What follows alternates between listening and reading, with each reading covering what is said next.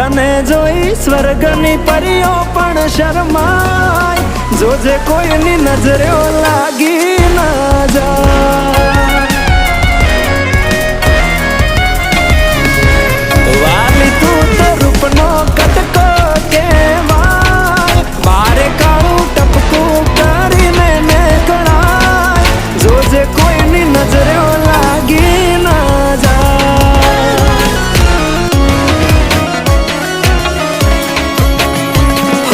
આવું રૂપ મેં તો પહેલી વાર જોયું, તને જોઈ તારા પર મન મારું મોયું।